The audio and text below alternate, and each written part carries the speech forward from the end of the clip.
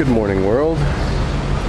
This is Charleston, South Carolina.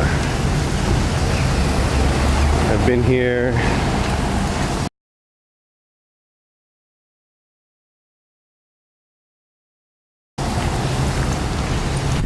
about 16 hours, and I've heard more people say y'all than you can shake a stick at. As you can see, there are gorgeous palm trees. And that right there is my mom. That's my mom right there in the pink shorts. Bunch of little shops and restaurants lining the street here. We are staying at the Vondu Inn, which is right on the harbor here. And just like Alexandria, there are trolleys. Here's my mom hanging out, waving.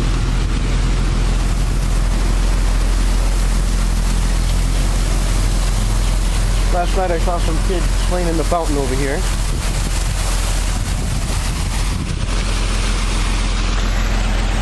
How you like Charleston so far, Mom? Beautiful. Yeah? Surprisingly beautiful. Did you taste the grits this morning? Yes, I did. How'd you find the grits? They're grits. Yeah.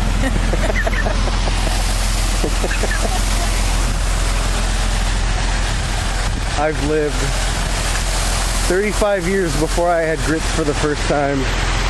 And if my mom had grits for the first time this morning, well, let's just say she's gone a lot longer than 35 years without ever trying grits. There's a cool little cat just hanging out on the dock.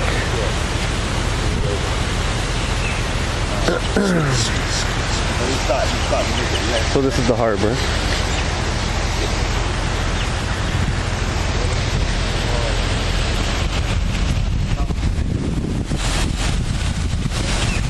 Now down that way and around the corner are big mansions, Victorian style mansions that I will take pictures of later.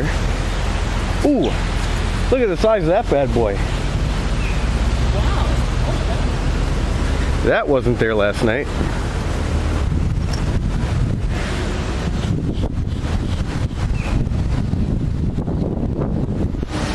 Ooh, there are two cats.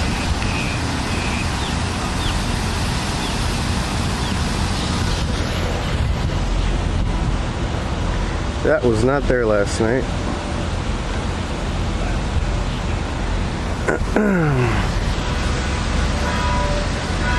So again, this is the harbor of the French Quarter in Charleston. As you can see, there's some sunlight glimmering off the water. Well, I think my mom's going to take advantage of the swing. There were people on them last night, so we couldn't sit on them.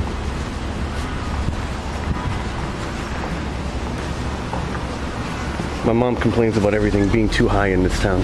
The swing was too high, too. Yeah, I knew. Can't reach the... I knew you were going to say that.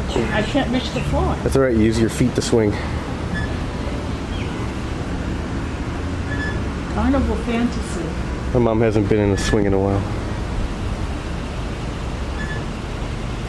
Alright, well, we're going to take a boat tour in a little bit, so I'll turn the camera back on for that, but otherwise I'm going to take pictures now. You got the battleship? Where's the battleship? Oh yeah. There's a battleship over there waiting to wage war on the French Quarter of Charleston. It's planning a sneak attack apparently. So now we're waiting for the boat tour. Charleston Maritime Center. It's a bit overcast today.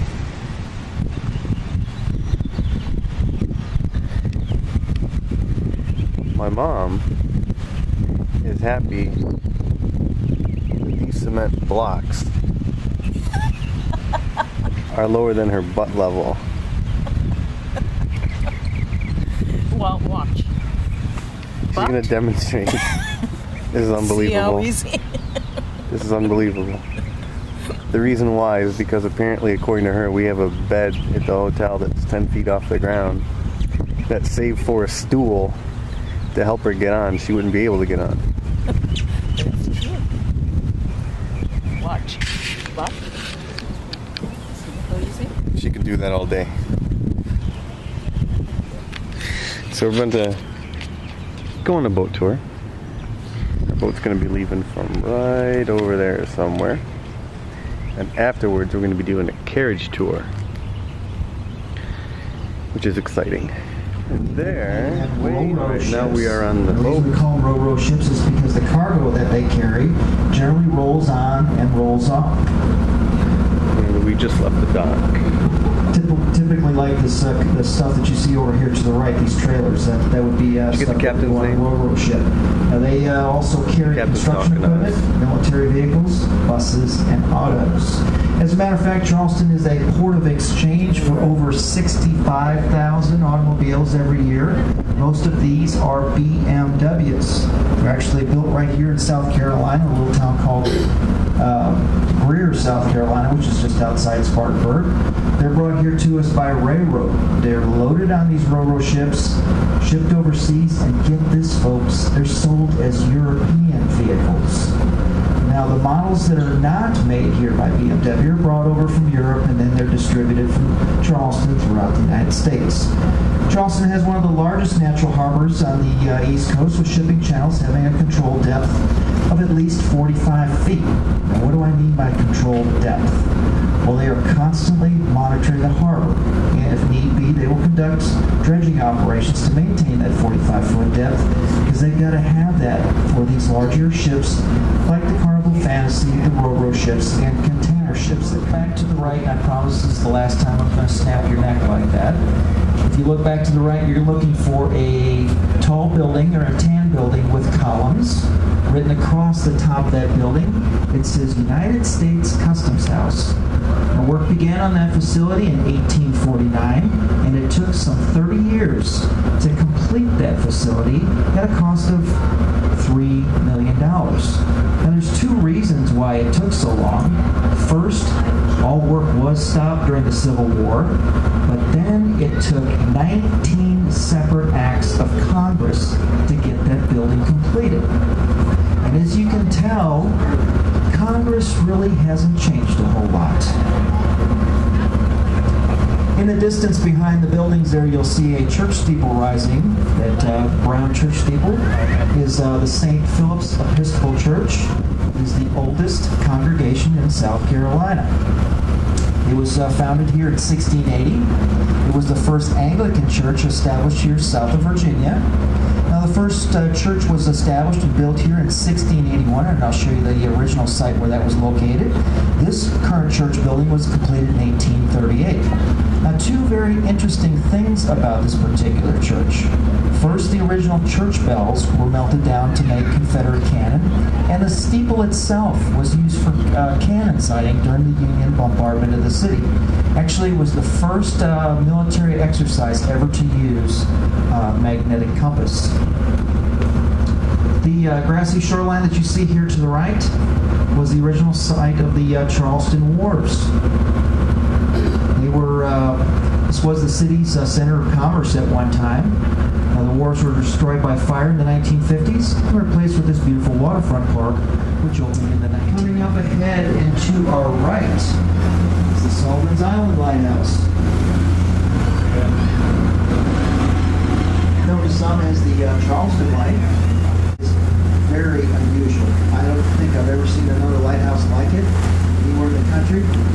This lighthouse was of experimental design when it was built. Most lighthouses are cylindrical in shape. This lighthouse is triangular shaped. Most lighthouses are built of block or concrete. This lighthouse is built of metal. Most lighthouses have cylindrical stairwells in them with hundreds of steps going up to the top. This lighthouse has its own elevator. Now, the light that you see shining here shines up to 26 miles out of the sun.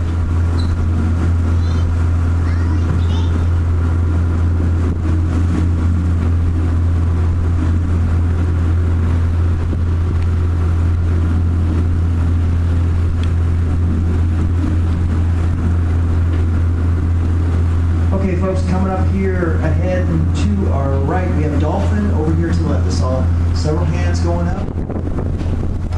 Real close to the boat, according to what I'm seeing here. Over here to the left, you might see in between us and that strip boat. Anyway, keep there. They are just popped up. Over here to the ahead to the left, 45 degrees off the bow. Over here to the right, folks, is Fort Moultrie, originally named Fort Sullivan, where you see that flag flying.